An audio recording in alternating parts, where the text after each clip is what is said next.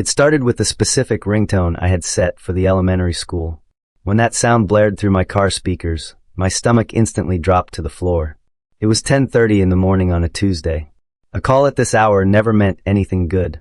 I pulled over to the shoulder of the highway immediately, my hands trembling slightly as I pressed the answer button. "Mr. Elias?" The voice on the other end was the school nurse, Mrs. Gable. She sounded calm, but there was an urgent edge to her tone that I picked up on right away. "Dixon took a tumble on the playground during recess. He's going to be fine, but the cut on his forehead is deep. He needs a few stitches. We are taking him to St. Monica's Hospital right now." I didn't ask questions. I didn't ask how it happened or who was watching him. I just slammed on the gas. "I'm on my way," I said, my voice tight. "I'll beat the ambulance there." I drove faster than I should have, weaving through the mid-morning traffic. My heart was pounding a frantic rhythm against my ribs. All I could picture was my little boy, scared and bleeding, looking for his dad. I had always been the one he looked for. I had been the one to band-aid every scrape and kiss every bruise for 6 years. I had no idea that in less than an hour, the injury would be the least of my problems. I sprinted into the emergency room, breathless and sweating. I found the cubicle where they were keeping him, just as the nurses were finishing the prep work. Dixon was sitting up, looking small and pale, holding a gauze pad to his head. When he saw me, his eyes welled up. "Daddy," he whimpered. I rushed over and held his hand, stroking his hair. "My name is Elias Vane. I am 34 years old, a landscape architect, and a man who has dedicated every single waking moment to being the best father possible. I built my entire world around the little boy holding my hand, but that world was about to shatter." A young doctor walked in, checking a clipboard. He smiled at Dixon. "He's a tough kid, Mr. Vane. The cut is clean. We'll stitch him up and have you out of here in an hour." He paused, tapping his pen on the paper. "We're just typing him for our records in case he needs anything else. It's interesting, he's AB negative. Very rare blood type. Only about 1% of the population has it." My blood ran cold. The room seemed to tilt sideways. I froze, staring at the doctor's mouth. "What did you say?" I asked, my voice barely a whisper. "AB negative," the doctor repeated casually. "Like I said, it's rare." I nodded slowly, trying not to vomit. "I am O positive. My wife, Saren, is A positive." I knew enough basic biology to know that those two blood types cannot create an AB child. It is genetically impossible. I didn't say a word about the blood type at the hospital. I went into autopilot mode. I held Dixon's hand while they did the stitches, telling him silly jokes to distract him from the needle. I signed the discharge papers with a steady hand, even though my mind was screaming. I carried him to the car and buckled him in. On the drive home, I called Saren. We had been separated for 3 months, living in different houses, but I assumed she would want to know her son was hurt. She answered on the 3rd ring, sounding annoyed. "What is it, Elias?" she asked. I could hear background noise, like she was at a cafe. "Dixon got hurt."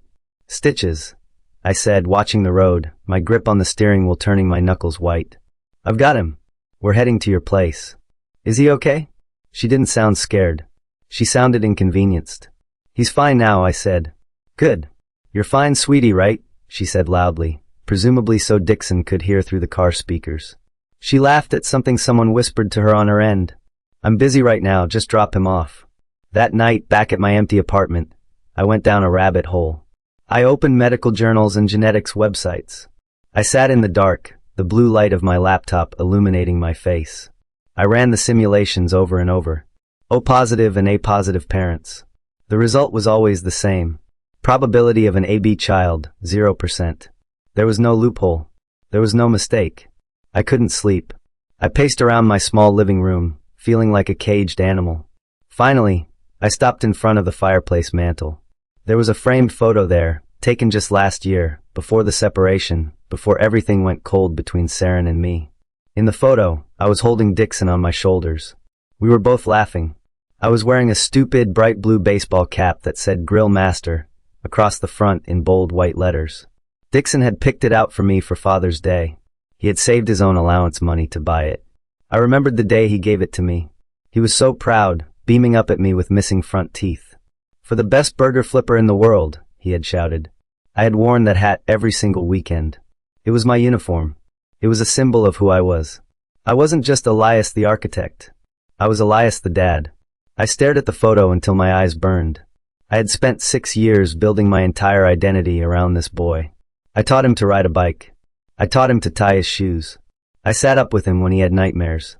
If the biology was wrong, what did that make me? Was I just a placeholder? A wallet? The thought made me feel physically ill. I needed to be 100% sure. I needed hard evidence that couldn't be explained away by a lab error at the hospital. 2 days later, I was back at the house to pick up Dixon for a weekend visit. Saren was in the kitchen, ignoring me as usual. I told her I needed to use the bathroom. My heart was hammering against my chest so hard I thought she might hear it. I slipped into the downstairs guest bath, the one Dixon used. My hands were shaking violently. I opened the medicine cabinet and found his toothbrush. It was blue, with a superhero on the handle. I felt like a criminal in the home I used to pay for. I quickly pulled a sterile Ziploc bag from my pocket and dropped the toothbrush inside, sealing it tight. Then, I took a cotton swab from my kit and swabbed the inside of my own cheek, sealing that in a separate bag. I walked out of the bathroom, sweat prickling on my forehead. "Ready to go, buddy?" I called out, my voice cracking slightly. An hour later, I was at the post office. I paid $500 for a Rush, anonymous paternity test. I mailed the samples to a high-end lab in another state, far away from our small town. "How fast do you need this?" the clerk asked, looking at my pale face. "As fast as humanly possible," I replied. Walking back to my car, the nausea hit me. I had done it. I had crossed the line.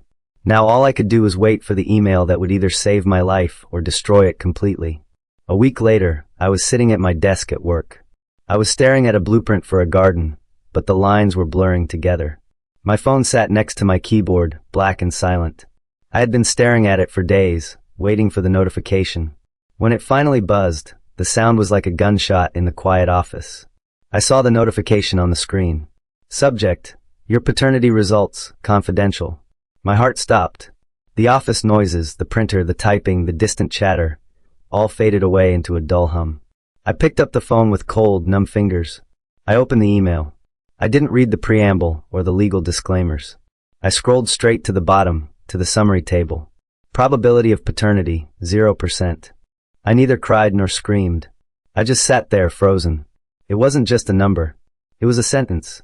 It meant that every memory I had, every "I love you," every hug, was built on a foundation of sand. I wasn't just a husband who had been cheated on. That happens to people. This was worse. I was a father who had been erased. The boy I would die for wasn't mine. And Saren had looked me in the eye every single day for 6 years and lied. Today was Dixon's 6th birthday. I had spent the last few days in a fog, moving like a zombie, but I knew I had to show up. Despite the separation, despite the coldness, and despite the devastating PDF file saved on my phone, I assumed the birthday party was neutral ground. We were supposed to be adults. We were supposed to be co-parents. I drove to the house I had paid the mortgage on for 5 years, with a massive gift in the trunk. It was a brand new, bright red bicycle. Dixon had been asking for one for months. I wanted to be the one to teach him how to ride it. I wanted that moment. I pulled into the driveway. The house was decked out. There were colorful balloons tied to the mailbox and streamers hanging from the porch. Cars lined the street. It looked like the perfect picture of a happy family celebration. My stomach twisted into a knot. I gripped the steering wheel for a second, taking a deep breath to steady my nerves. I had the secret in my pocket, but I wasn't planning to use it. Not today. I just wanted to give the boy his bike. I walked up the driveway, carrying the heavy red bicycle with a big silver bow on the handlebars. I could hear music and laughter coming from the backyard. It sounded like a great party. I reached the front steps, ready to ring the bell, but the front door flew open before I could touch it. It was Saren. She stepped out onto the porch and closed the door firmly behind her, blocking my path. She wasn't smiling. Her arms were crossed tight over her chest, and her eyes were hard. "I don't think so, Elias," she said, her voice sharp. "You can't be here." I blinked, confused. "What?" "Saren, it's Dixon's birthday. I brought his gift." She didn't even look at the bike. She looked at me with pure disdain. "You're not welcome," she hissed. "Jorin is here now. We are a family. You are, the past. You're just going to make things awkward." "I'm his father," I said, the words tasting like ash in my mouth knowing what I knew. "Don't make this difficult," she snapped. "Jorin and I are trying to build a life. Don't make a scene and ruin his day."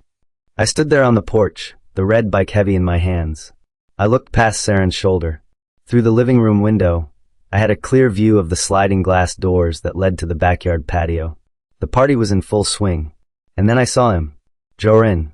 He was tall, younger than me, with a smug look that I had seen in photos Saren posted online.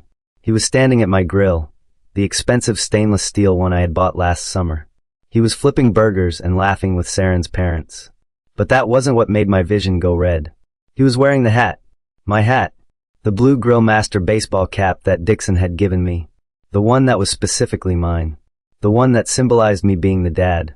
Jorin was wearing it like a costume, playing the role of the father in front of all our friends and family. He was literally standing in my shoes, wearing my crown, cooking on my grill. It was the ultimate insult. It was a public declaration that I had been replaced completely. The agony that had been eating me alive for the last week suddenly vanished. The sadness evaporated. In its place, something cold and hard settled in my chest. It was a precise, icy resolve. I wasn't the sad, confused ex-husband begging for time anymore. I was the man who had the truth in his pocket. I looked at Saren. She was smirking, thinking she had won, thinking she had successfully bullied me off my own front porch. She thought I was weak. I took a breath. I didn't yell. I didn't argue. I just nodded slowly. "You're right," I said, my voice steady and calm. "This isn't the time for me to be here. I shouldn't disrupt the party." Saren's smirk widened. She relaxed, thinking the conflict was over. "Good. I'm glad you're finally being reasonable, Elias. Go home." "I will," I said. "But I have one last gift. It's not for Dixon. It's for you." I turned around and walked back toward my car, leaving the red bicycle leaning against the porch railing. I wasn't leaving. I was reloading. I opened my glove box and pulled out a single white, legal-sized envelope. I slammed the car door shut and turned back toward the house. I walked back up the driveway with the envelope gripped tightly in my right hand. It felt lighter than air, yet it carried the weight of 6 years of deception. Saren was still standing by the door watching me. As I approached, her smug expression faltered slightly. She saw that I wasn't getting into my car. She saw the look in my eyes. "I thought you were leaving," she said, her voice dropping an octave, wary now. "What is that? Is that a card? Just give it to me and go." I didn't stop. I didn't hesitate. "I told you," I said, moving with a momentum she couldn't block. "I have one last gift to deliver." She tried to step in front of me again, putting a hand out to catch my chest. "Elias, stop. You are not going inside." I didn't shove her, but I didn't yield either. I simply walked through the space she was trying to hold, brushing past her shoulder with enough force to make her stumble back a step. I pushed the front door open wide and stepped into the cool air of the hallway. The house smelled like barbecue and vanilla cake. It smelled like the life I thought I had. I walked straight down the hallway, ignoring Saren's frantic footsteps behind me. I headed right for the sliding glass doors. I stepped out onto the patio, and the atmosphere shifted instantly. One moment, the backyard was filled with the chatter of 30 people and the upbeat rhythm of pop music. The next, a heavy, suffocating silence blanketed the yard. It rippled outward from the door as people noticed me standing there. The music cut off abruptly. Someone near the speaker must have hit pause. The laughter died in throats. Conversations mid-sentence were abandoned. Everyone turned to look. Saren's parents, who had been laughing at something Jorin said, froze with their drinks halfway to their mouths. Jorin looked up from the grill. He was holding a metal spatula in one hand and a pair of tongs in the other. The grill master hat sat perfectly on his head, shading his eyes. He looked annoyed, like a king whose court had been interrupted by a peasant. "Hey man," Jorin called out, his tone dripping with condescension. "She told you to beat it. We don't want any trouble here." He looked so comfortable. He looked like he belonged there more than I did. He had my hat, my grill, and he thought he had my son. The sheer audacity of his stance fueled the cold fire in my gut. I didn't even blink. I ignored Jorin completely. It was as if he didn't exist. I walked right past the grill, stepping onto the grass. The party guests parted like the Red Sea, their eyes wide, sensing the tension radiating off me. Dixon was sitting at the head of the picnic table, a paper crown on his head, about to blow out the candles on a massive superhero cake. He looked up and saw me, his eyes lighting up. "Daddy," he chirped, oblivious to the hostility in the air. I forced a smile for him, though it didn't reach my eyes. "Happy birthday, everyone." I projected my voice, making sure it carried to the back fence. It wasn't a greeting, it was an announcement. Saren came running out onto the patio behind me, breathless and flushed with panic. She grabbed my arm, her nails digging into my shirt. "Elias, get out. You are ruining this. I am calling the police if you don't leave right now." "Let go of me," I said calmly, shaking her arm off. I stopped in the center of the yard, ensuring that every single person, her friends, her family, her lover, had a clear view. I turned to face Saren. She was panting, her chest heaving with a mix of rage and fear. She looked at the guests, trying to silently plead for someone to intervene, but no one moved. The tension was too thick to touch. "I'm not here to ruin the party, Saren," I said, my voice steady and loud. "I just have one last gift. Like I said at the door, it isn't for Dixon. He has enough toys. This one is for you." I held up the white envelope. It looked stark and clinical against the colorful backdrop of the party decorations. Saren stared at it, her brow furrowed in confusion. She didn't reach for it immediately. "What is this?" she snapped, looking around at her embarrassed friends. Is this a letter?" Some pathetic attempt to win me back. "Elias, this is humiliating." "It's not a letter," I said coldly. I thrust the envelope toward her chest, forcing her to take it reflexively. "Open it. Right now." Saren held the envelope like it was a live grenade. She looked at me, and for the first time, she saw that I wasn't the emotional, heartbroken man she had left. She saw something else. A flicker of genuine fear crossed her eyes. "Open it, Saren," I commanded. "Everyone is watching. You don't want to keep your guests waiting." "Fine," she yelled, trying to regain control of the situation. "If it will get you to leave, fine." She jammed her thumb under the flap and tore the envelope open. The sound of the ripping paper seemed incredibly loud in the silent backyard. She pulled out the single, tri-folded sheet of paper. She unfolded it aggressively, her eyes scanning the page, ready to mock whatever words I had written. But there were no words of love or anger. There was just data. I watched her eyes hit the middle of the page. I watched them scan the table. I watched them stop at the bottom. She froze. The color drained out of her face, so fast it looked like she might faint. Her lips parted, but no sound came out. She was staring at the number, 0%. The truth had finally arrived. Her face, it didn't just go pale. It completely collapsed. The arrogant, confident woman who had blocked me at the door vanished in a split second. She looked like she had seen a ghost. Her hands started to tremble, rattling the paper. She looked up at me, her eyes pleading, begging me silently not to say the words out loud. But it was too late for secrets.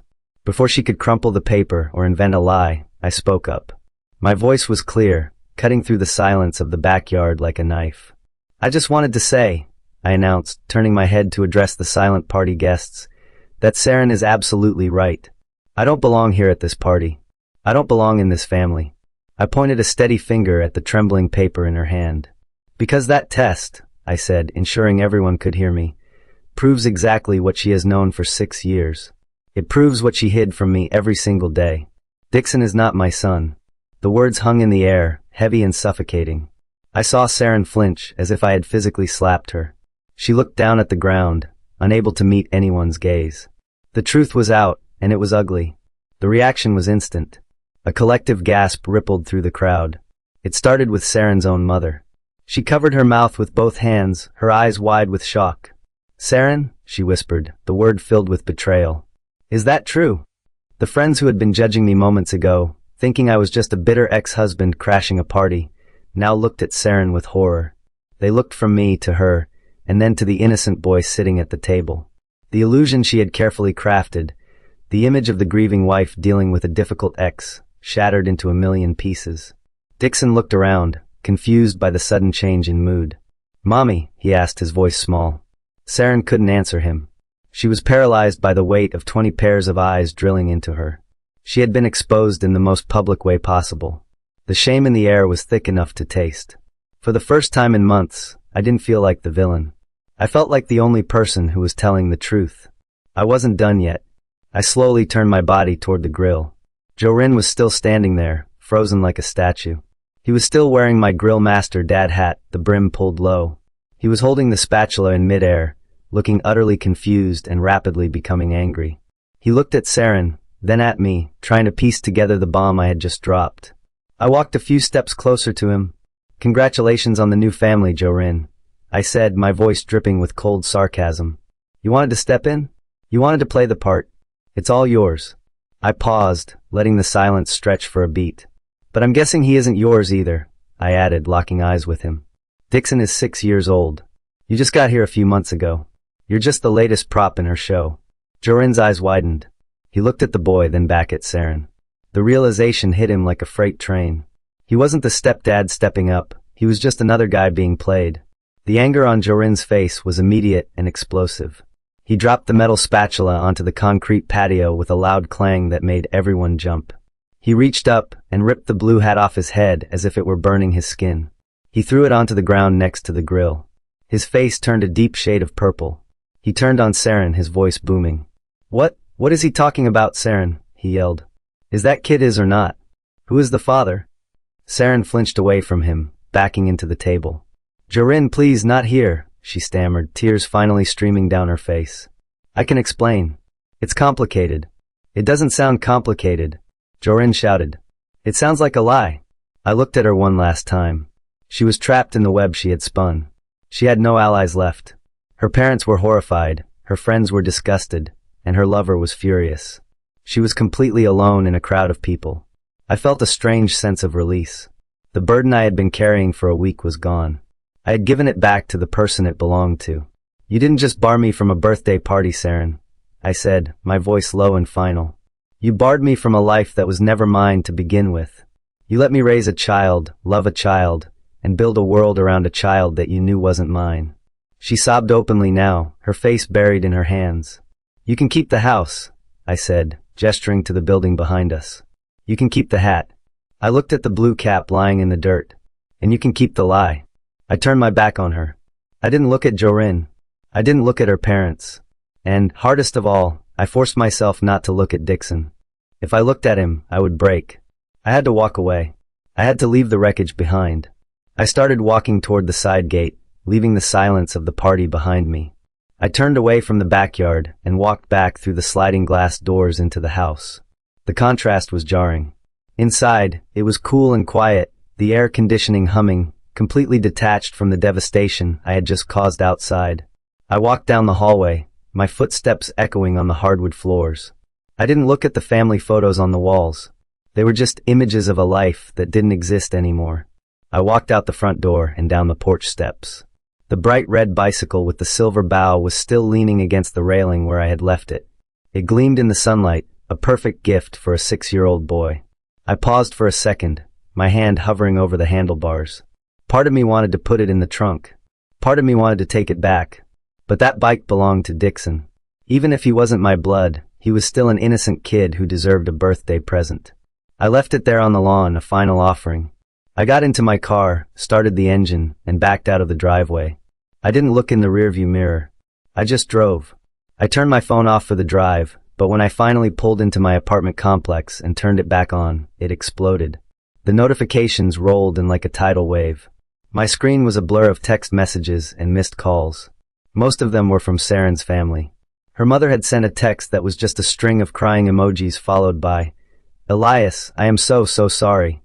We never knew. We swear to God, we never knew." Her sister sent a message saying she was sick to her stomach.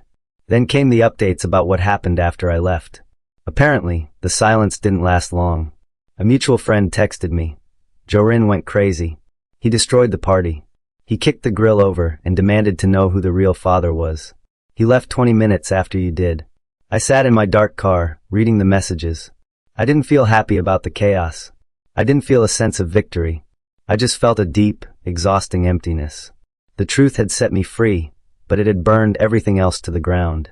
It took 2 days for the full truth to come out. Saren, trapped and with nowhere left to run, finally confessed to her parents, who then relayed the information to my lawyer. There was no long-term affair. There was no Jorin timeline overlap. It was much more pathetic than that. A week before our wedding, 6 years ago, Saren had gone out for a bachelorette night with some old friends. She got drunk. She met a man at a bar. She didn't know his name, and she never saw him again. It was a one-night stand, a stupid mistake. When she got pregnant, she did the math and realized there was a chance it wasn't mine. Instead of being honest, she gambled. She bet her entire life, and mine, on the lie that the baby was mine. She let me sign the birth certificate. She let me cut the cord. She let me fall in love with a child she knew might be a stranger's. For 6 years, she looked me in the face and held that secret. She stole those years from me. It's been months now. The dust had finally settled. The divorce was finalized in record time. Because of the DNA test and the clear evidence of paternity fraud, the judge was not lenient. I cited fraud, and the court agreed. Saren got nothing. No alimony. No claim on my retirement. She kept the house, but she had to refinance it in her own name, which I heard she was struggling to do. I moved to a new city, 2 hours away. I needed a fresh start, a place where the grocery store clerks didn't know my story. I started seeing a therapist twice a week to untangle the mess in my head. It wasn't easy. Trusting people was hard. Every time I saw a father with his son, I felt a phantom pain in my chest. But I was working on it. I was rebuilding. I was learning who Elias was without the dad title attached to Dixon. I was slowly learning to breathe again. On a sunny Saturday morning, I stood in a park, wearing a volunteer t-shirt for the Big Brothers organization. I had decided that just because I wasn't Dixon's father, it didn't mean I didn't have anything to give. I was standing next to a 7-year-old boy named Curly. He had been in the foster system for 2 years and had never learned to ride a bike. He was wobbling on a blue bicycle, his knuckles white on the handlebars, looking terrified. "I got you, Curly," I said, holding the back of the seat steady. "Trust me. Keep pedaling." He pushed forward, gaining speed. I ran alongside him, my hand on the seat, just like I had done years ago. "That's it. You're doing it." I let go. Curly wobbled for a second, then straightened out, cruising down the path on his own. He looked back at me, a massive grin on his face, and laughed. "I'm doing it. Look at me." I stood there, watching him ride. The heaviness in my chest lifted. For the first time in a long time, I threw my head back and laughed with him. I was still a grill master. I was still a teacher. And I was going to be okay.